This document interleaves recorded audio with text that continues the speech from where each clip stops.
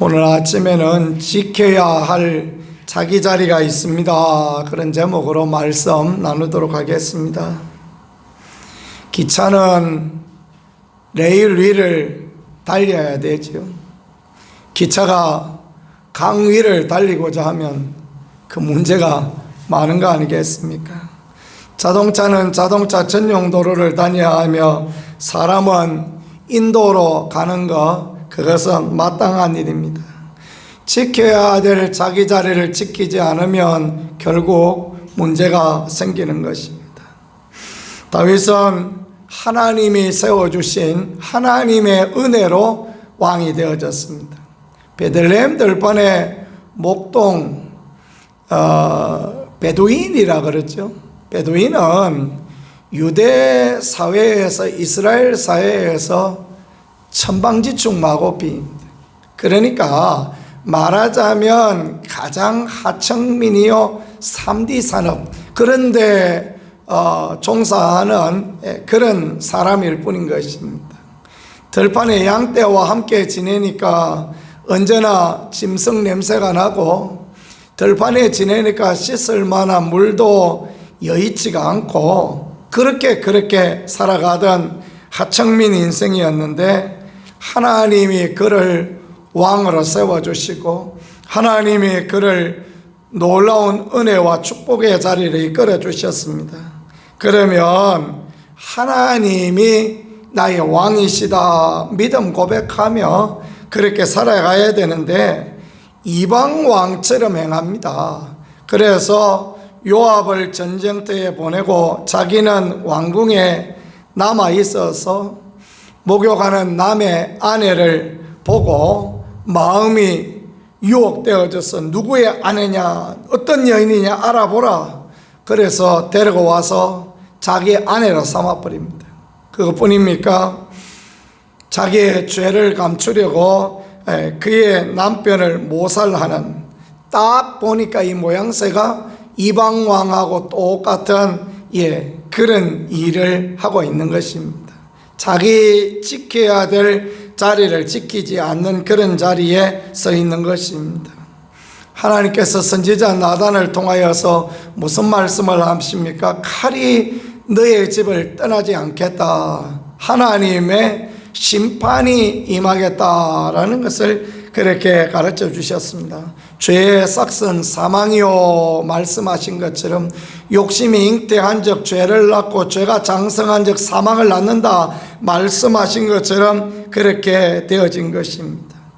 죄는 무엇입니까? 관역을 벗어나는 화살이 죄인 것입니다. 자기 자리 선로에 있지 아니하고 자기 가야 될 길을 가지 아니할 때 그것이 죄요, 죄의 그 벌을 인생들이 받게 되어지는 것입니다. 왕의 자리에 서 있지 아니하니까, 하나님이 세우신 왕의 자리에 서 있지 아니니까 맏아들 놈이 삐딱선을 탑니다. 그래서 누구를 좋아합니까? 자기의 이복 누이를 좋아하는 것입니다. 이게 말이나 될 만한 이야기입니까? 자기 이복 누이에 대하여서 성적인 어떤 유혹을 느끼고 결국은 그는 자기 이복 누이를 성폭행하고 마는 그런 정말 왕자의 자리를 벗어버리는 그런 자리에 서 있습니다. 다윗이 이 일에 단호하게 대처하고 잘못을 명명백백하게 재판장의 자리에 서 있어야 되는데 그렇지 않습니다. 그렇지 않으니 결국은 어떻습니까? 결국은 그것이 문제가 되어져서 다말의 오빠였던 압살롬이 흉계를 꾸며서 그 형을 살해하는 그런 일들을 하게 되어지는 것입니다. 자기가 왕이 되어지고 자기가 재판장의 자리에서는 압살롬의 모습을 봅니다. 결국 압살롬은 기다리지 못하고 자기가 왕이 되려고 헤브론에서 일어나서 백성들의 마음을 훔쳐서 반란을 일으키는 그런 부분이 되어집니다. 이런 자기 자리에 서지 못하는 부분들의 결론들, 다윗이 또 자기 자리를 지키지 못함으로 말미암아 생긴 문제들, 결국은 20장에 가니까요 세바에 반란이 있었다. 마침 다윗이 그 자기 자리를 지키지 못할 그 자리에 마침 불량배 하나가 있었다 그랬습니다.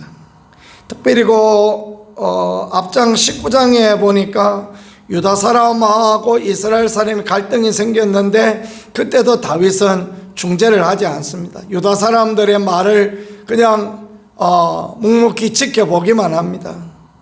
재판장인 왕이 재판장이 되어야 되는데 그렇지 않으니까, 이 질서를 바로잡아야 될 사람이 잡지 않으니까 결국은 어마어마한 문제가 생겼는데, 마침 거기에 불량배 하나가 있으니, 불량한 사람이 이름은 세바인데 베냐민 사람 비그리의 아들이었더라. 베냐민 사람이었더라. 그렇게 표현하고 있습니다. 이 베냐민 사람이 결국은 문제를 일으키고 무슨 말을 하느냐? 다윗과 나눌 분깃이 없다. 말을 아주 못되게 하죠. 그죠? 왕의 백성이 되어서 다윗과 나눌 분깃이 없다. 이런 말 하면 안 되는 거 아닙니까? 이세 아들에게 받을 유업이 없다. 다윗 이세 아들, 그냥 악한 말로 그렇게 말하는 것입니다. 온 이스라엘에게 각각 장막으로 돌아가라. 그러니 이스라엘이 각기 장막으로 돌아가서 이 비그리의 아들 세바를 따라서 반란을 일으켰다. 반란을 일으켰는데 요단에서 예루살렘까지 유다 백성들만 다윗을 따라가고 나머지는 전부 다 세바의 반란을 따라갔다. 이스라엘을 명할 때는요 단에서 브엘세바까지 그렇게 표현하거든요. 가장 북쪽 단에서부터 남쪽 브엘세바까지. 근데 그렇게 말씀하지 아니하고 요단에서 예루살렘까지 아주 극소한 그런 것을 말하는 것입니다. 자기 자리 쓰지 아니하니까 자기 이권을 따르는 극히 소수만 다윗을 따라갔다라는 그 이야기를 하는 것입니다. 다윗이 또 잘못된 일을 합니다. 3절에 보니까 예루살렘 본궁에 이르러 전에 왕궁을 지키게 한, 거기에 후궁 10명이 있었습니다. 후궁 10명이 있었는데 압살롬 반란 때 백주에 천막을 치고 압살롬에게 성폭행을 당하였던 그런 여인들입니다. 다윗이 본궁에 이르러 왕궁을 지키게 한 백전의 용사요, 그에게 많은 따르는 충신들이 있던 다윗은 맨발로 도망갔는데 여인들이 어떻게 예루살렘을 지킵니까? 그 말도 안 되는 이야기 아닙니까? 그 10명을 별궁에, 후궁에 가두고, 이 후궁이라고 표현했지만 사실은 감옥입니다. 감옥에 가두고 별실에 가두고 그들에게 관계하지 아니하였다. 자기가 돌아왔으면 사과해야죠. 그죠? 왕이라도 잘못한 것이 있으면 사과해야 되지 않습니까? 내가 그때 잘못된 판단했다. 내가 당신들을 여기 두고 갔던 게 내가 잘못이다. 그랬어야 되는데 그렇게 안 합니다. 저 가둬놓고 죽을 때까지 생갑으로 지내게 했다. 이게 비그리 아들 세바의 난하고 아무 상관없는데 요 중간에 이야기가 딱 끼었지 않습니까? 이 유대 문학을 이해하면 이런 걸 이해할 수 있어요. 유대인들은 전통적으로 같은 이야기를 반복하지 않고 다른 이야기를 써서 같은 이야기를 강조합니다. 10지파에 대하여서 다윗이 자기 자리를 지키지 아니하고 10지파에 대하여서 모른 체하고 10지파에 대하여서 천대하고, 그러니까 세바의 난이 일어났는데 다윗이 하는 일이 보니까 똑같다라는 거예요. 예루살렘에 돌아와서 10명, 똑같은 그 10명과 10지파를 같은 맥락에 두는 거예요. 그래서 그 10명에게 무슨 이야기를 하느냐? 너희들 왜 예루살렘 못 지켰느냐? 왜 압살롬 반란 때 혀 깨물고 죽지 못했느냐? 그러니까 저 별궁에 가서, 저 감옥에 가서 평생 생갑으로 지내라. 다윗이 자기한테 잘하는 유다와 시므온 두 지파한테는 마음이 열려 있었지만 나머지 10지파한테는 이렇게 대하였다라는 것입니다. 왕이 되었으면 공평하게 대해야 되는 거 아닙니까? 그렇죠? 그런데 이제 그렇게 하지 않았다라는 것입니다. 목회자도 그렇습니다. 목회자도 자기한테 밥 사주는 사람만 좋아하고, 그 사람하고 막 뭘 짝짝꿍하고, 남 이야기는 막 들은동 만동 가만히 놔두고 그 모른 채 해버리고, 그럼 결국은 교회가 문제가 생기더라고요. 목사는 교인들하고 정을 안 나누는 게 잘하는 겁니다. 그냥 누구 좋아하고 누구 뭐 싫어하고 이렇게 하지 말고 그냥 똑같이 대하고 내 할 일 하고 그렇게 하는 것들, 그게 잘하는 것이고, 교회도 그렇습니다. 뭐 교인도 누구하고 친하고 누구하고는 그냥 상가집에도 안 가고, 이거 곤란하죠. 그죠? 그렇게 하는 거 옳지 않습니다. 교인이면 교인으로 있어야 될 자리에 있고 내 해야 될 일을 감당하고, 이게 하나님 앞에 귀하고 아름다운 그런 부분이 되어진다라는 거예요. 다윗이 자기 자리를 지키지 않습니다. 그러니까 큰 놈도 자기 자리 안 지키고 작은 놈도 자기 자리 안 지키고 백성도 자기 자리 안 지키고, 이게 완전히 쑥대밭이 되어졌다라는 것을 성경이 그렇게 보여주는 것입니다. 그런 다음에 다윗이 무슨 일을 하느냐? 아마사를 불렀습니다. 4절에 왕이 아마사에게 이르되 너는 나를 위하여 3일 내로 유다 사람을 큰 소리로 불러 모으고 너도 여기 있으라. 아마사가 뭐 했던 사람입니까? 압살롬 반란 때 압살롬의 군대 장관이었지 않습니까? 근데 그 사람을 데려다가, 그 사람은 당연히 죽어야 될, 마땅히 죽어야 될 사람인데, 다윗이 요압이 꼴보기 싫으니까 아마사를, 요압도 자기 사촌이고 아마사도 자기 사촌이에요. 요압과 아마사도 사촌관이고, 그러니까 아마사를 또 군대 장관으로 세웠는데, 정한 기일에 지체된지라 이 사람은 용병을 모으고 군대를 모으고 군대 장관할 만한 그런 사람이 아니에요. 그런 인물이 안 되는데 그런 인물을 떡하니 세웠다라는 것입니다. 요압이 꼴보기 싫은 거예요. 왜냐하면 자기 아들을 찔러 죽였거든요. 자기 아들이 죽어야 될 마땅한 아들이었는데, 근데 다윗은 그렇게 생각하지 않는 거예요. 내 아들 압살롬아, 내 아들 압살롬아 하고 그냥 그저 감정에 머물러 있는 것입니다. 요압이 가서 당신이 그런 식으로 하면 모든 이스라엘이 다 떠나가지 않겠느냐 직언을 하니까 그 소리가 듣기 싫은, 그래서 군대 장관에서 끌어내려 버렸습니다. 압살롬 반란 때 가장 큰 일을 한 사람이 누구입니까? 요압 아닙니까? 충성스러운 충신은 뒤로 하고 자기 마음에 맞는 아마사를 떡 세워놓으니까 일이 안 되는 거예요. 일이 안 되니까 누구를 시킵니까? 요압 대신에 요압의 아우를, 그 요압의 아우 아비새를 데려다가 이제 군대 장관을 세우고 이 어려움을 극복하고자 합니다. 근데 그것도 안 돼요. 그것도 안 되는 게, 이게 이제 요압이라는 탁월한 지도력을 가진 이 사람이 나서야 되는데 그렇지 않고, 그러니까 이제 요압이 자기의 자리에 서지 않습니다.